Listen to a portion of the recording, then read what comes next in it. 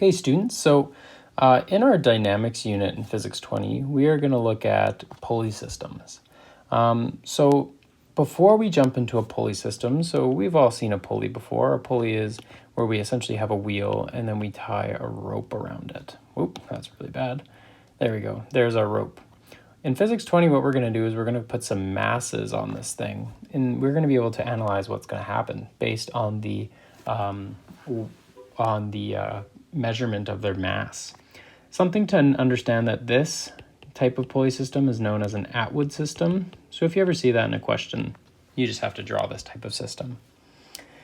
So hopefully you've watched a few other videos that has mentioned tension in it, but we may as well go over tension really quickly because it is an important part of pulley systems. So tension is something that occurs in a rope when two ends are being pulled away from each other with certain forces. Okay, so here we have a pulley system and we can see that this rope, if I zoom in, if I have this rope here, there is tension pulling upwards on both these sides. Okay, I'm going to connect that rope to my box. There we go. So we have tension pulling up, and we usually represent tension with T. Okay, so that's just something to note. It's measured in T. But understand, tension is a force. So the measurement of tension is in newtons, and we can include it in F-net equations. So you should have watched a few videos on F-net and analyzing some things on F-net.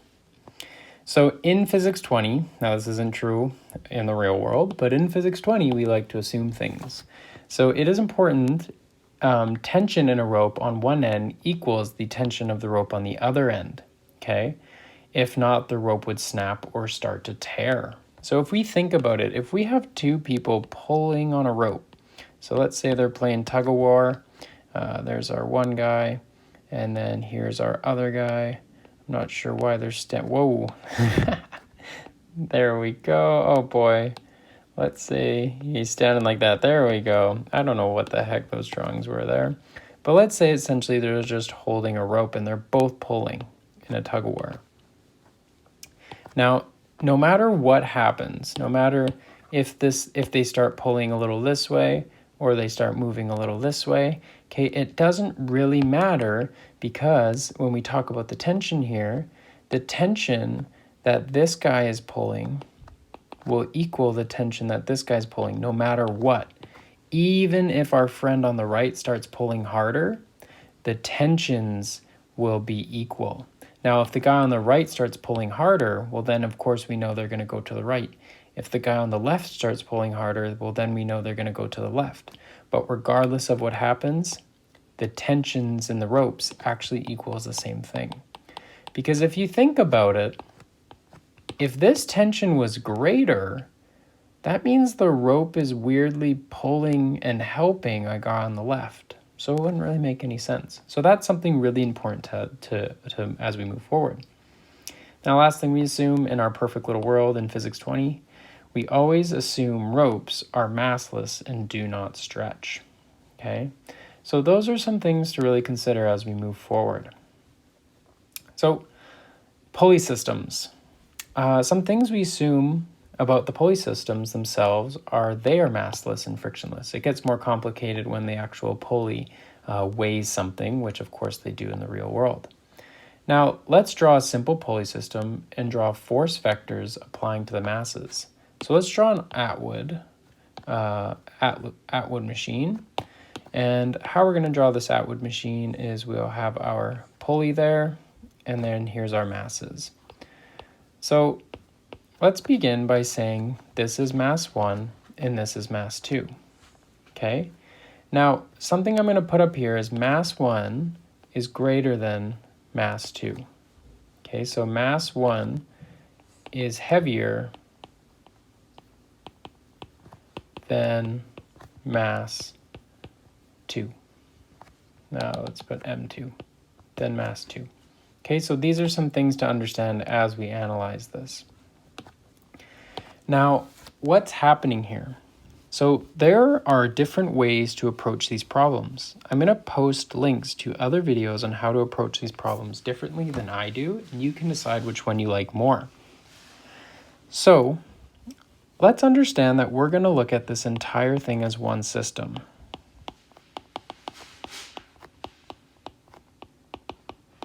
Okay, so we're going to look at this as one entire system.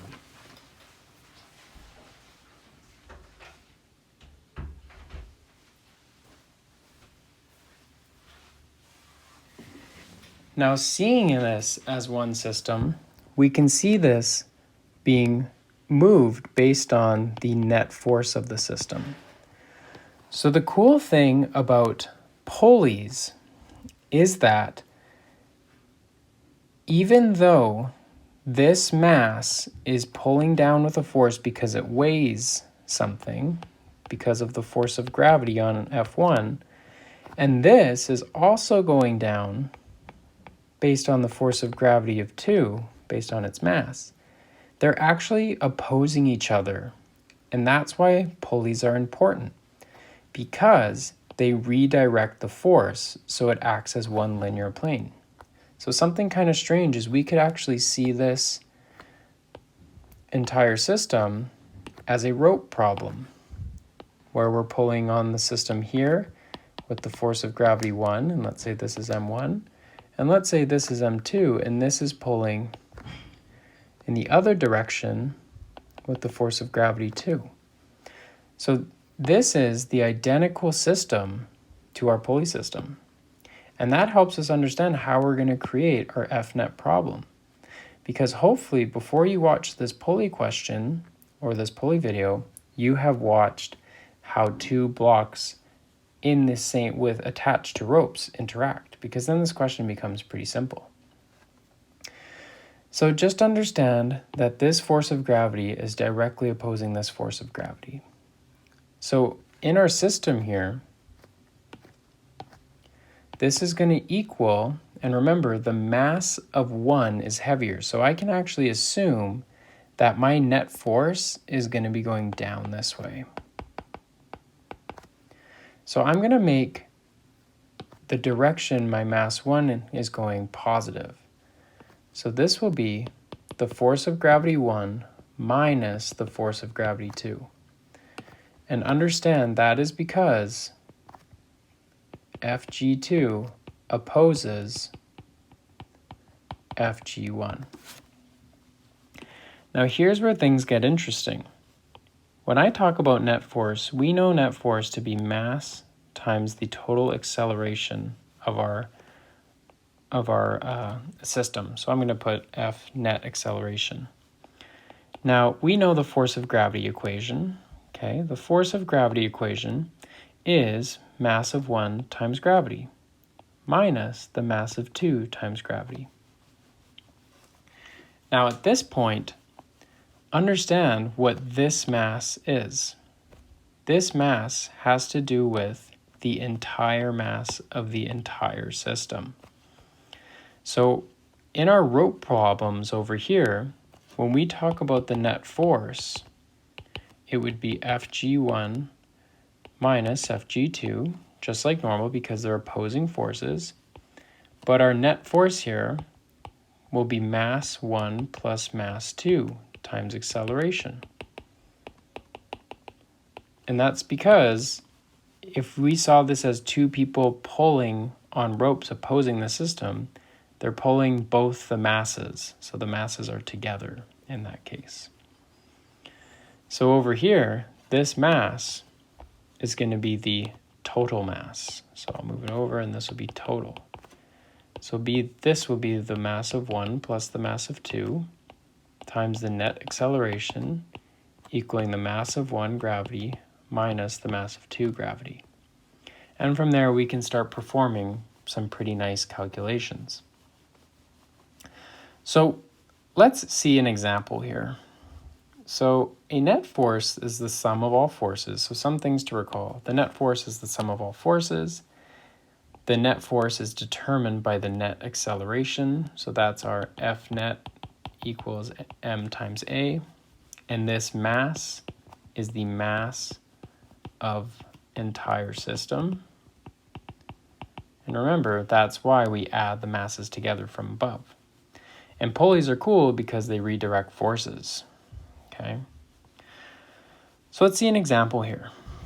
So a simple Atwood machine has one mass that weighs 10 kilograms and another mass that weighs 15 kilograms. Determine the acceleration of the system. So let's draw our system out. We have our pulley, and then we have our masses hanging. So I'll call this one, there we go, and then I'll draw this one. And let's make them visually kind of related to the question. So my 10 kilogram mass, I'll make this guy, my 10 kilogram mass, mass 2. So mass 2 equals 10 kilograms. My mass 1 will be 15 kilograms.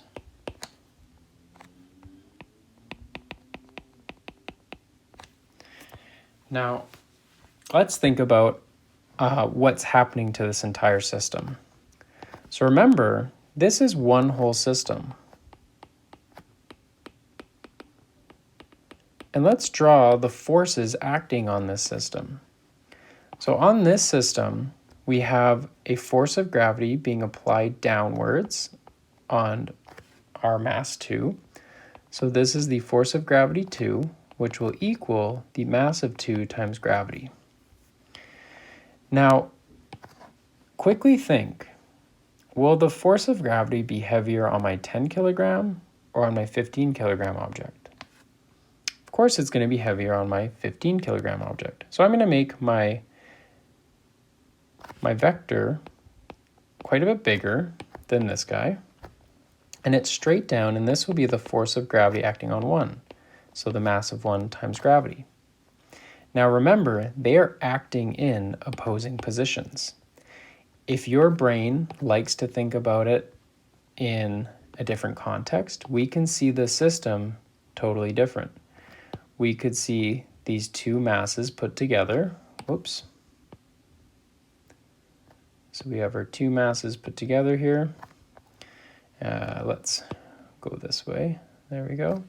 And if this is 1 and this is 2, we can see someone applying a force in this direction as Fg, and then someone applying a force in this direction as the force of gravity 1.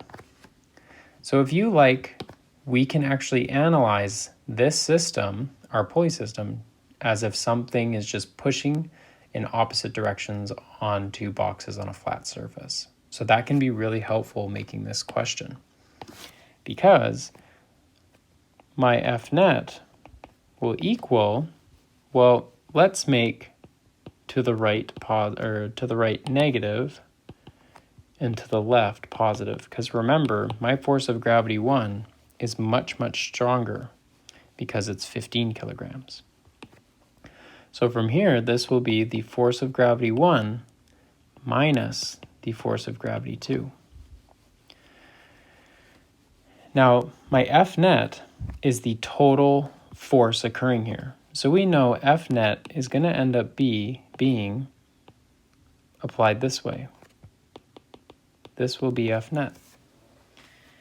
And here, F net is mass total times the acceleration equals the mass of 1 times the gravity of 1, which is my force of gravity, minus the mass of 2 times the gravity of 2.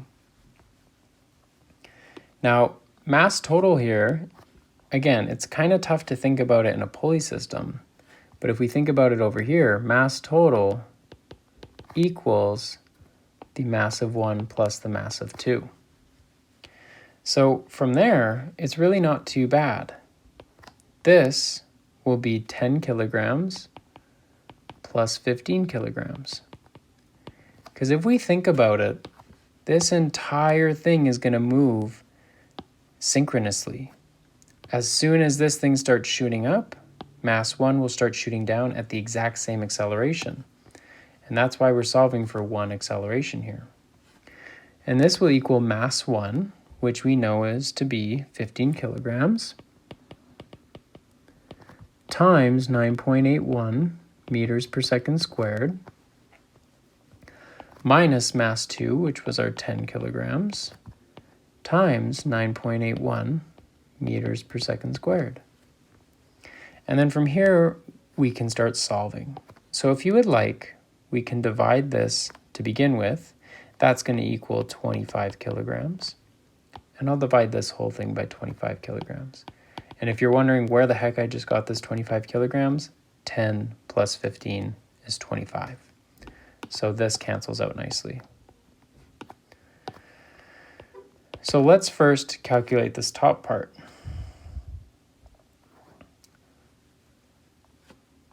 So 15 times 9.81.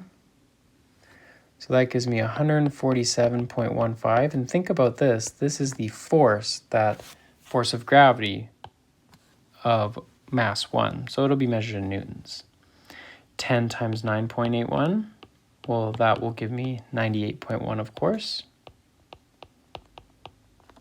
Dividing 25 kilograms. And now my acceleration, let's figure out this top portion here. So 147.15 minus 98.1. So that gives me 49.05 newtons divided by 25 kilograms. And I'll divide this by 25 kilograms, and that's going to give me 1.962 meters per second squared. So the whole system is moving at 1.962 meters per second squared. That's how fast everything is accelerating in this system. Okay, so let's round it to the proper sig digs. So I guess we're going to round it up to 2.0 meters per second squared. Now, it's not going to really have direction because if we analyze different parts of our system, well, mass 2 is accelerating upwards, whereas mass 1 is accelerating downwards. So the mass 2 acceleration, let's write that out. Let's do it in a different color here. Mass 2 acceleration. Well, remember, since this is the lighter object, it's actually going to be going upwards. So the acceleration of mass 2 equals 2.0 meters per second squared, and that will be up. Whereas if we analyze the mass 1 acceleration,